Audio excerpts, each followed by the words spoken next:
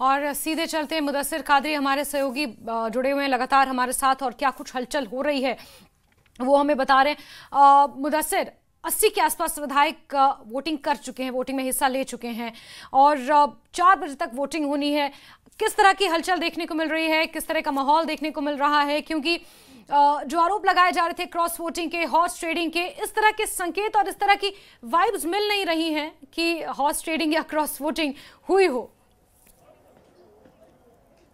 नहीं, सही बात है। और जिस तरह से अगर हम आज के पोल प्रोसेस की बात करेंगे तो लगभग ये पोल प्रोसेस जो है कंप्लीट हो चुका है। और जिस तरह से आपने बताया कि 80 से ज्यादा जो विधायक है उन्होंने अपना वोट जो है यहाँ पे पोल किया है। अब कुछ ही विधायक बचे हैं जिनको अभी अपना वोट जो है वो पोल करना होगा। और जो फ्राइडे प्रेयर्स है, फ्राइडे प्रेयर्स के बाद हो सकता है कि वो विधायक यहाँ पे आ जाएंगे और अपना वोट जो है वो पोल करेंगे। और इसमें एक विधायक जो है वो सजाद गनी लोन है, जिन्होंने पहले ही ये वाजे कर दिया था कि वो इस वोटिंग प्रोसेस से एब्सटेन करेंगे। लेकिन रूल होता है, लेकिन वेट करना पड़ेगा, जो स्टिपुलेटेड टाइम है तो तब तक जो है वेट ही करना पड़ेगा। और उसके बाद जो वोटर बॉक्स है वो खुलेगा और किसकी किस्मत जो है उसमें बंद हुई होगी और किसकी किस्मत जो है परवान चढ़ती है वो उसके बाद ही पता चलेगा। तो कुल मिलाकर गहमा गहमी जो है वो काफी तेज दिख रही है बीजेपी के खीमे में भी और नेशनल कॉन्फ्रेंस के खीमे में भी। और अभी अभी जिस तरह से हमारी एलओपी सुनील शर्मा से भी बात हुई तो उन्होंने कहा कि अब जो है रिजल्ट्स जो है वो बंद हो गए हैं और फाइनल रिजल्ट्स जो है वो अब जो है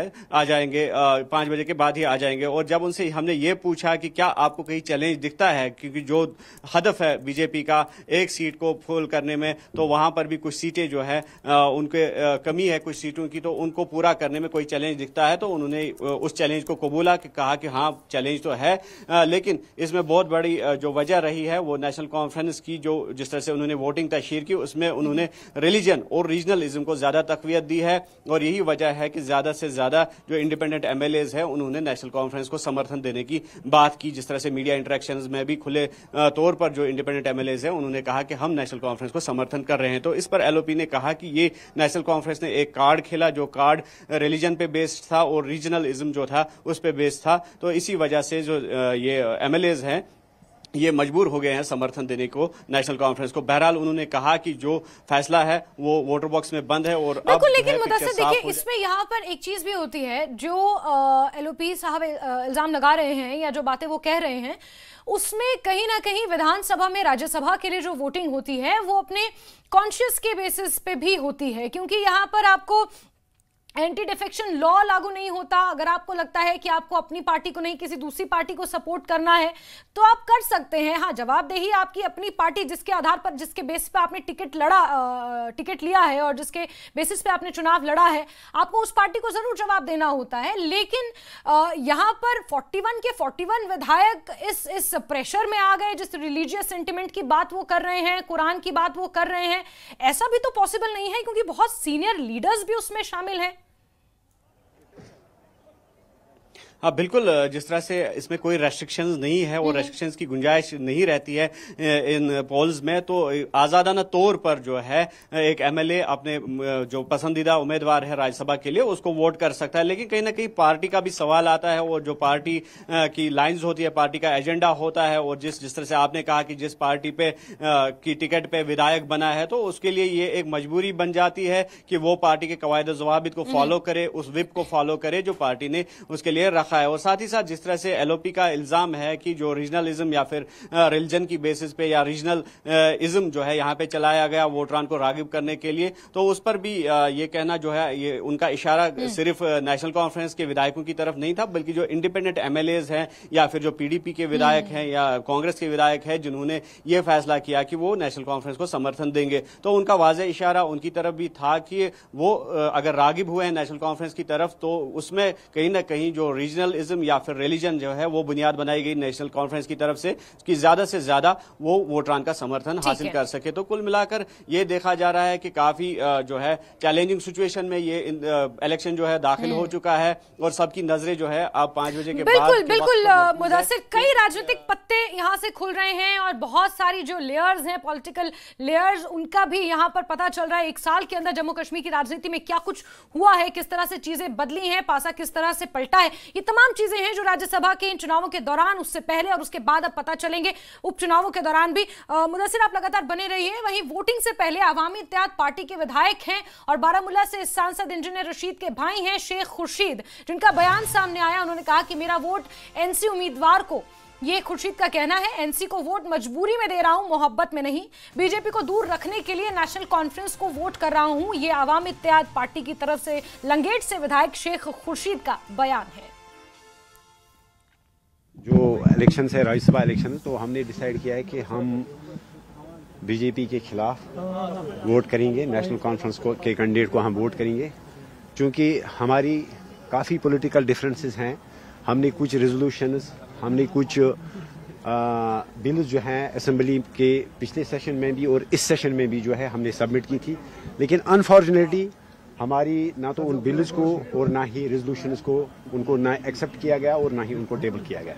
बट जो इस वक्त जो हालात हैं, बीजेपी को दूर रखने के लिए इस वक्त एक मजबूरी है कि हमें नेशनल कॉन्फ्रेंस को जो है वोट करना पड़ेगा। ये हम नेशनल कॉन्फ्रेंस की मोहब्बत की वजह से उनको वोट नहीं कर रहे, बल्कि बीजेपी को दूर रखने के लिए वोट कर रहे हैं। तो लिहाजा हम नेशनल कॉन्फ्रेंस के कैंडिडेट्स को वोट करेंगे और इससे पहले हम सीएम साहब से भी मुलाकात करेंगे। देखिए, वो तो एजम्पशन से काम नहीं चलता है, बाद में क्या होगा वो बाद की बात है। तो जैसा आपने देखा होगा कि 2014 में भी पीडीपी ने कहा कि हम बीजेपी को दूर रखने के लिए जो है हमें वोट दे दीजिए। उसके बाद उन्होंने अलायंस किया, लेकिन क्या उन लाखों लोगों के ऊपर आप दोष डाल सकते हैं जिन्होंने उस वक्त पीडीपी को वोट किया? आप उनको दोष नहीं दे सकते हैं। इस वक्त हमें इस वक्त के हालात देखने हैं। कम से कम एटलीस्ट अगर बीजेपी को दूर रखना है, बीजेपी के चौथे कैंडिडेट को भी अगर हराना है, तो हमें कहीं ना कहीं जो है नेशनल कॉन्फ्रेंस को वोट करना है। और एब्सटेन करने से जाहिर सी बात है कि नेशनल कॉन्फ्रेंस को नुकसान होता, बीजेपी को फायदा होगा। नेशनल कॉन्फ्रेंस को नुकसान हो क्या ना हो, उससे हमें ज्यादा लेना देना नहीं है। लेकिन हमारा ये जो मकसद है कि हम बीजेपी को दूर रखना चाहते हैं। हम चाहते हैं कि चौथी सीट पे भी जो है बीजेपी जो है वो नाकाम हो। देखिए, डिमांड्स का वक्त नहीं है इस वक्त। शायद अगर हम प्राइमरी डिमांड्स हमारी थी, हमारी बिल्स को, हमारी रेजोल्यूशंस को जो है उनको एक्सेप्ट किया जाता, उनको टेबल किया जाता। हमने पॉलिटिकल प्रिजनर्स की रिलीज के लिए, जिसमें ऑनरेबल एमपी साहब इंजीनियर रशीद साहब जो इस वक्त कैद में हैं, हमारे एक मेंबर महराज मलिक साहब इस वक्त कैद में हैं, हमने पॉलिटिकल प्रिजनर्स की रिलीज के लिए एक बिल लाई है। हमने रिजर्वेशन के हवाले से बिल्कुल। मुदस्सिर लगातार हमारे साथ बने हुए। मुदस्सिर, हर कोई जो नेशनल कॉन्फ्रेंस का नहीं है और गठबंधन का हिस्सा नहीं है, वो यही कह रहा है कि हम नेशनल कॉन्फ्रेंस को मजबूरी में वोट कर रहे हैं, ना कि बाय चॉइस, क्योंकि हमें बीजेपी को दूर रखना है। लेकिन यहाँ पर एक चीज भी समझने वाली है कि यहाँ पर मरकजी सरकार का डिसीजन मेकिंग में बहुत बड़ा रोल है। आप पॉलिटिकल प्रिजनर्स का आप जिक्र करते हैं, कुछ सेंट्रल योजनाओं का आप जिक्र करते हैं जिनके अंतर्गत आपको फायदा चाहिए, तो वहां पर तो बीजेपी का बहुत बड़ा रोल है। आप बीजेपी को चाहकर भी नजरअंदाज नहीं कर सकते जम्मू कश्मीर में। सही बात है। जिस तरह से इन पार्टीज या फिर जो इंडिपेंडेंट एमएलएज है, तो इनका यही कहना है कि मजबूरी की बिना पर इनके पास सेकंड ऑप्शन नहीं है, तो उस वजह से ये नेशनल कॉन्फ्रेंस को समर्थन दे रहे हैं। और साथ ही साथ जिस तरह से इस बात की तायीद जम्मू कश्मीर प्रदेश कांग्रेस कमेटी के प्रेसिडेंट और एआईसीसी के जनरल सेक्रेटरी है, उन्होंने भी किया और कहा कि यकीनी तौर पर नेशनल कॉन्फ्रेंस की सरकार जो है वहां पे लूप होल्स है जिनको दूर करने की अशद जरूरत है। और यही वजह है कि नाराज दिख रहे हैं यहाँ के जो विधायक हैं, चाहे इंडिपेंडेंट एमएलएज हैं या अपोजिट पार्टी से ताल्लुक रखने वाले विधायक हैं, तो कहीं ना कहीं जो वो है नाराजगी का इजहार कर रहे हैं। लेकिन उनके पास सेकंड ऑप्शन नहीं है सिवाय इसके कि वो नेशनल कॉन्फ्रेंस को अपना वोट दे। और जिस तरह से पॉलिसी मेकिंग की हम बात करेंगे या गुड गवर्नेंस की बात करेंगे, तो आपका कहना सही है कि उसमें बीजेपी का एक कलीदी रोल बनता है, क्योंकि जिस तरह से बीजेपी मरकज में अभी विराजमान है, तो यकीनी तौर पर बीजेपी की तरफ से ही रुजू करना पड़ेगा। अगर कोई मरकजी सरकार की मावनत वाली स्कीम है या मरकजी सरकार की जानिब से जो फंड्स इजरा किए जाते हैं, तो यूटी गवर्नमेंट को यकीनी तौर पर उस जानिब रुजू करना ही पड़ेगा। और इसलिए बीजेपी का यकीनी तौर पर यहाँ की गवर्नेंस में, यहाँ की डेवलपमेंट में एक कलीदी रोल बनता है, जिसको कतई तौर पर नजरअंदाज नहीं किया जा सकता है। लेकिन आखिर पर फिर मैं बताऊंगा कि पॉलिटिक्स इज पॉलिटिक्स, और पॉलिटिक्स जो है ये राजनीतिक खेल होता है। और यकीनी तौर पर जो यहाँ के राजनेता है, तो सबसे पहले वो अपनी पार्टी का मफाद जो है वो देखेंगे और पॉलिटिकल जो रिजर्वेशन है उनको मद्देनजर रखेंगे, और उसी बिना पर वो जो फैसले हैं वो लेते हैं। और यही वजह है कि आज आज ना चाहते हुए भी अक्सर जो लोग हैं वो कांग्रेस नेशनल कॉन्फ्रेंस के हक में अपना वोट जो है वो डाल रहे हैं और ये कह रहे हैं कि बीजेपी को दूर रखने की जरूरत है, क्योंकि कहीं ना कहीं उनकी जो पॉलिटिकल आइडियोलॉजी है। बिल्कुल मुदस्सिर, और ये कितनी बड़ी आयरनी है कि पीडीपी भी इसी चीज की, जो आपने अभी कहा कि बहुत से लोग मजबूरी में नेशनल कॉन्फ्रेंस को वोट कर रहे हैं, और पीडीपी जो हमेशा से आरोप लगाती है कि नेशनल कॉन्फ्रेंस तो बीजेपी के कहने पर चल पड़ी है, बीजेपी की टीम भी है, वो पार्टी तक नेशनल कॉन्फ्रेंस को सपोर्ट करने के लिए उतर आई है मैदान में।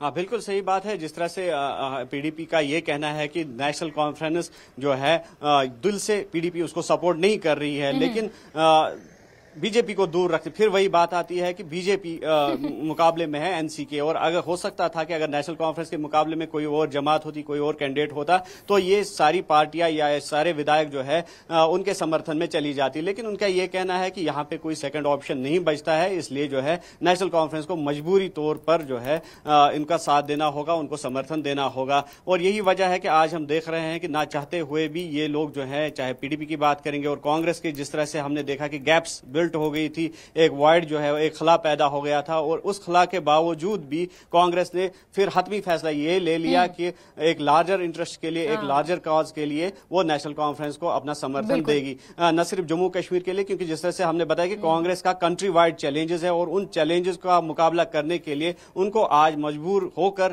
कांग्रेस नेशनल कॉन्फ्रेंस को समर्थन देना पड़ा। ऐसे में देखिए, राज्यसभा चुनावों के बाद नेशनल कॉन्फ्रेंस को इंट्रोस्पेक्ट करने की बहुत ज्यादा जरूरत है, क्योंकि जो ये बयान सामने आए हैं विधायकों के, ये अपने आप में नेशनल कॉन्फ्रेंस को एक कटघरे में खड़ा करते हैं कि मजबूरी का नाम तो उमर अब्दुल्ला नहीं हो सकता ना। मुदस्सिर, आप प्लीज हमारे साथ बने रहिए। जम्मू कश्मीर में राज्यसभा की 4 सीटों की वोटिंग चल रही है। मतदान के 4 घंटे पूरे हो चुके हैं और अब तक 80 विधायकों ने अपना वोट डाल दिया है। शाम 4 बजे तक मतदान होना है और उसके बाद आज ही शाम को राज्यसभा चुनावों के नतीजे भी आ जाएंगे। राज्यसभा चुनाव के लिए नेशनल कॉन्फ्रेंस ने 4 और बीजेपी ने 3 उम्मीदवार मैदान में उतारे हैं, लेकिन मतदान के 4 घंटे बाद ही अब नेशनल कॉन्फ्रेंस उत्साहित दिख रही है। नेशनल कॉन्फ्रेंस के विधायक सलमान अली सागर ने एक्स पर पोस्ट में कुछ तस्वीरें शेयर की हैं, जिसमें पार्टी विधायकों के साथ वो विक्ट्री साइन दिखाते हुए नजर आ रहे हैं, जश्न मनाते नजर आ रहे हैं, टी पार्टी हो रही है। और ये सलमान अली सागर ने सोशल मीडिया हैंडल एक्स पर तस्वीरें साझा की हैं, जिसमें तमाम नेशनल कॉन्फ्रेंस के विधायक, डिप्टी सीएम सुंदर चौधरी भी आपको नजर आ रहे हैं। सलमान अली सागर नेशनल कॉन्फ्रेंस के सीनियर लीडर है, विधायक हैं, और वो नजर आ रहे हैं। तो वहीं दूसरी तस्वीर आपको राज्यसभा के लिए जो मतदान हो रहा है वहां अंदर की दिखा रहे हैं, राज्यसभा में मतदान की तस्वीरें। और सलमान अली सागर ने सोशल मीडिया हैंडल एक्स पर जो पोस्ट किया है वो तस्वीरें भी यहाँ पर सामने आ रही हैं। Thank you. तो बोलो बस सर, आज हमने 4 की 4। वहीं मुख्यमंत्री उमर अब्दुल्ला ने भी कुछ तस्वीरें शेयर की हैं। उमर अब्दुल्ला ने पार्टी विधायकों के साथ अपने दफ्तर की तस्वीरें एक्स पर पोस्ट की, जिसमें विधायकों के साथ चुनावी रणनीति पर बात करते हुए नजर आ रहे हैं। उमर अब्दुल्ला इन तस्वीरों के साथ कैप्शन देते हैं कि विधानसभा परिसर में मेरे दफ्तर में बिहाइंड द सीन राज्यसभा चुनाव के अंक गणित और रणनीति पर अहम बात कर रहे हैं।